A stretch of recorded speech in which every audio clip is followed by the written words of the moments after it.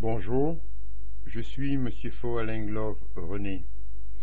Aujourd'hui, dans le cadre des étapes de la carrière de John Maynard Keynes, on va étudier Keynes et la bataille de la monnaie.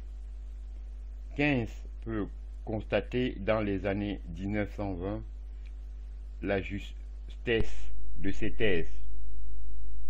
Les réparations ne sont que très partiellement payées, de même que les dettes de guerre, et la situation économique en Europe n'est pas très florissante.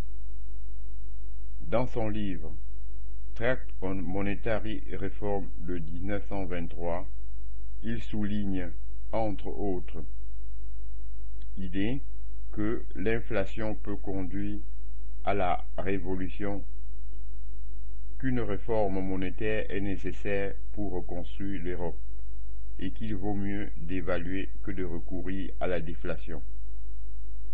Dans cette perspective, il s'oppose à Churchill, quand celui-ci, après beaucoup d'hésitation, revient à l'étalon or, avec une parité remontant à Isaac Newton, et s'engage dans une politique de déflation qui provoque des grèves et des problèmes économiques.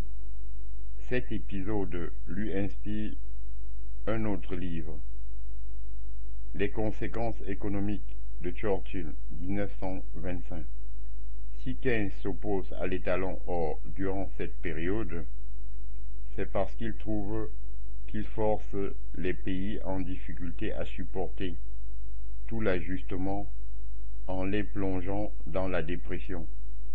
Ce souci constitue un trait constant de ces projets de réforme du système monétaire mondial.